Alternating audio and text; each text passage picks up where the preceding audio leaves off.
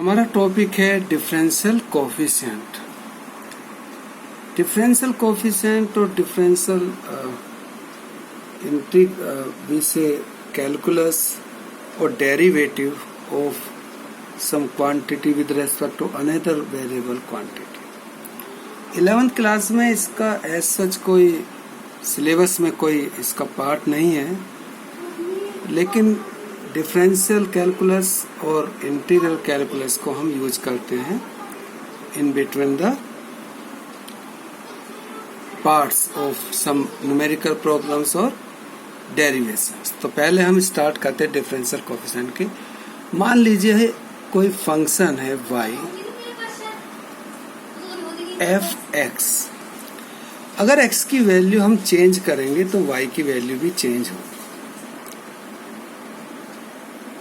Because y is dependent on x। तो x यहाँ पर वेरिएबल है और ये हमने अननोन क्वांटिटीज ली हैं। यहाँ पे t हो सकता है, z हो सकता है, कोई और भी सिंबल हम यूज कर सकते हैं। तो अगर हम इसमें चेंज देखेंगे तो y में change with respect to x, ये जो रेशियो है इसको हम बोलेंगे average rate of change of y with respect to x। अगर यहाँ पर हम एक तरह से लिमिट लें कि डेल्टा x टेंड्स टू 0, ये जो डिफरेंस है that we are taking very small, negligible, then this may be written as dy over dx and then it is called differential coefficient। हम इसे एक तरह से इंस्टेंटेनियस वैल्यू के लिए भी यूज करते हैं, instantaneous value of dy upon dx, जो instantaneous rate of change of y with respect to x। इसके कुछ बेसिक फॉर्मूले हैं। तो जैसे अगर कोई कांस्टेंट क्वांटिटी है, c is constant, then its derivative with respect to x will be g। इसके बाद अगर कोई क्वांटिटी है cy, तो c जो है उसको हम इस साइन के बाहर रखेंगे, c dy over और dx। और सबसे कॉमन जो इसका फॉर्मूला है x raise to the power n, तो इसको हम कैसे लिख सकते हैं, n x power n minus 1। If y is the combination of two functions, they may be plus, they may be minus, or more than two also, then dy over dx will be simply du over dx plus minus dv upon dx। दो से भी ज्यादा variables जो functions हैं, जो x के functions हैं, तो उसमें भी इसी तरह से उनके डेरिवेटिव्स हम ऐड कर सकते हैं। इसके बाद अगर कोई y जो है वो फंक्शन है is the combination of two functions और वो प्रोडक्ट की फॉर्म में u into v, तो तब हम क्या लिखेंगे यहाँ पर, d over dx uv। और इसको हम ऐसे लिखे करेंगे कि पहले को हम एज इट इज रखेंगे u और v का डेरिवेटिव प्लस, अब पहले का डेरिवेटिव करेंगे du upon dx into v को हम एज इट इज रखेंगे। इसी तरह से d over dx log x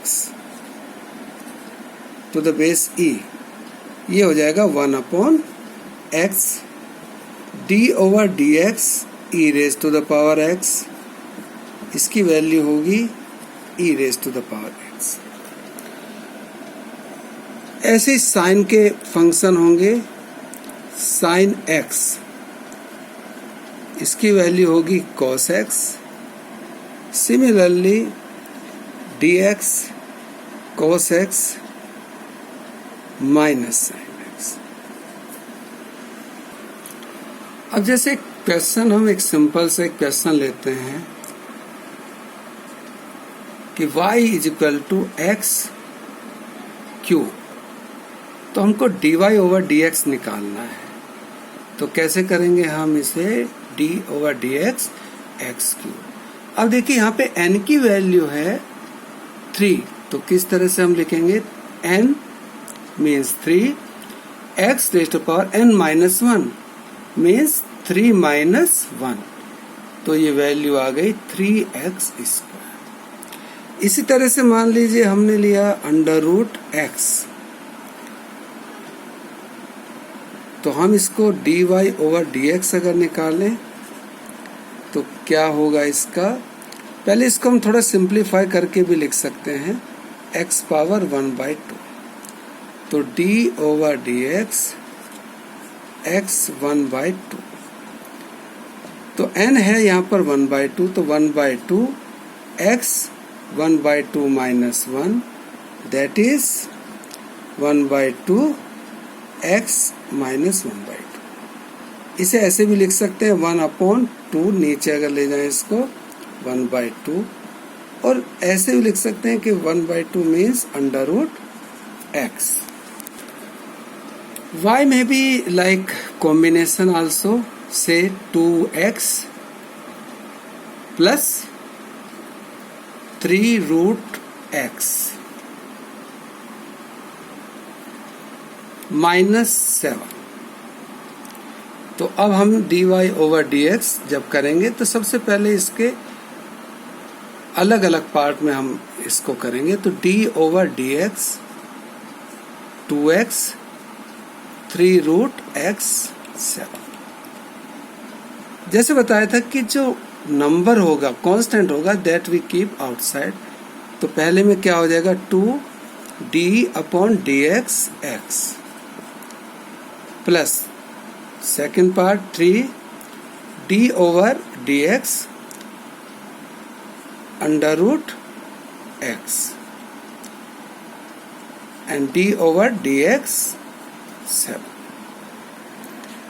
इसे लिख सकते हैं, देखिए यहाँ पर x है तो x की power 1, x raise to the power 1, तो ये कितना हो जाएगा, डायरेक्ट भी हम 1 लिख सकते हैं, लेकिन इसको समझाने के लिए एक स्टेप मैं एक्स्ट्रा करता हूँ। तो कैसे करेंगे इसको, 1 इंटू x 1 माइनस 1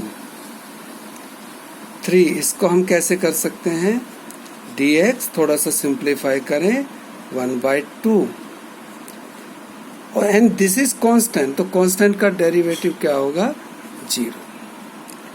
तो यहाँ से x raise to the power 0 means 1, so 2 plus 3, ये हो गया n 1/2 है, x पावर माइनस 1/2, तो ये वैल्यू आ गई यहाँ पर 2 प्लस 3/2 x पावर माइनस 1/2। इसको फर्दर हम थोड़ा और सिंपलर फॉर्म में लिख सकते हैं।